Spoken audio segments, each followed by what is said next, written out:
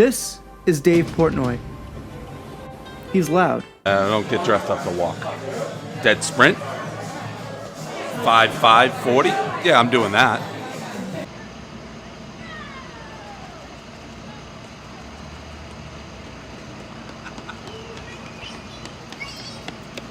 Oh, me. He's funny. I don't want to have to give you CPR. I may fake that. Okay, oh, now here comes the footwork. And he might be a genius. But is he a watch expert? I said from the beginning, I'm not a watch guy. Newsflash, I don't know how to make fucking watches. Hello and welcome back to Not a Watch Snob, and this is my take on the brand Brick Watch Company. First, let's start with an introduction into the mindset behind Brick Watch Company. I'm reading this straight from the website. In 2016, I sold half of my company, Barstool Sports, to Sharing Group for a valuation of $12.5 million. It was the first time in my life that I actually had money in the bank, and I wanted to buy myself something to celebrate this occasion.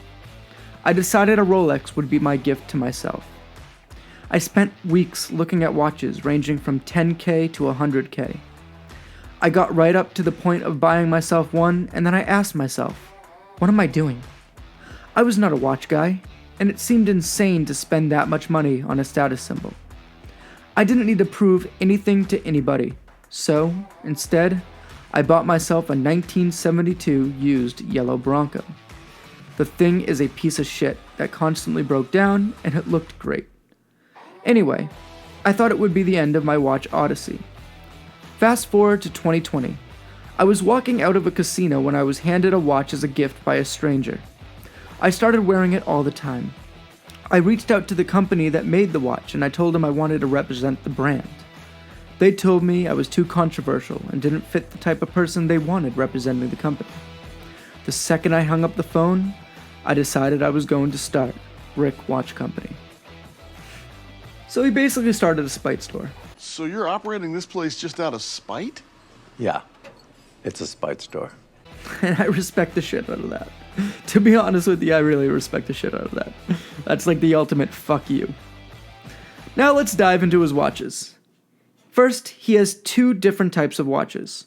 An automatic CL dress watch with varying colorways, and then the CH chronograph, that's a quartz movement.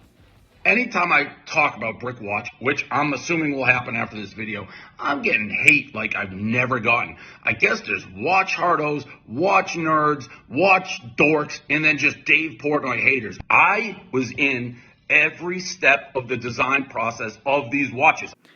Okay, let's start out with the CL dress watch. It's simple.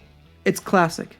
It has a Swiss-made SW200 Solida, and it has applied indices that look very pronounced, so I gotta give credit where credit's due on that. It has an open caseback, an undecorated movement, but it's still an open caseback, and I think the pink is very elegant.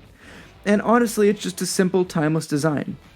However, let's dive into the price. The price is $2,399. $2,400. The price range is in the correct range. They're 15 to 3 grand probably for that quality of the watch. You put Rolex on it, it's fucking 10 grand. That's just a fact, all right? I mean, you could get a lot of great watches for that price. You could get a Ball, a Longines, a Breitling, hell, even a vintage Omega for that price point. What's interesting to me is that he admittedly says he doesn't know much about watches. I said from the beginning, I'm not a watch guy. So, why did you start a watch company in the first place? I don't know shit about stocks, but do you want me handling your retirement? But truthfully, it's hard to tell true quality off these watches without getting them in hand, so as they say, it's easy to judge a book by its cover, but until you read the pages, it's just hearsay. So I actually put in a formal request to review one of their watches, so let's see what they say. They're probably going to say no. But let's hope they do, because I'm actually curious to see the quality of these watches, if it's as good as he says it is. For that quality of the watch, you put Rolex on it, it's fucking 10 grand. That's just a fact, all right?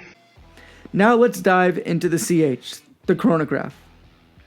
And I'm just going to start off by saying I will never agree with him on this. His chronograph is just a run-of-the-mill Ronda movement. Here's Dave talking about, well, innocently talking about what he said to defend his choice in movements on this watch. The movements, which people are going crazy, like quartz, how you get into quartz? I said from the beginning, I'm not a watch guy. They said, you want to wind the watch every day when you wake up, or you want it to work and be correct? I said, I want it to be worked correctly. Which I get it. I mean, if you don't know much about watches, that seems like a good deal. But I mean, just look. They're not that expensive, and look what he wants for these watches. So, I'll never agree on the price point of these chronographs, but a fucking Ronda? I mean, that's a $200 to $400 watch all day long. And I kind of wish he just did a little bit of more market research on this watch company before he actually produced these products, because I truly think that in the $200 to $400 price range, I bet you there would be a lot of Barstool Chads out there who would love to rock this watch. And honestly, I'm one of them. But $2,400 is insane to ask a bunch of broke college and millennials to spend on a watch.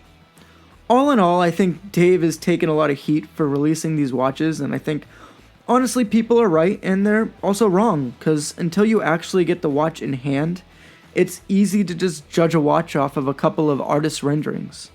But seriously, Dave, if you're ever going to watch this, just change the price point of the chronograph quartz watches, and I don't think too many people would complain. Anyway, I'm not a watch snob, and neither are you. Thank you so much for watching. Please like, comment, subscribe, hit that bell notification, and I am out.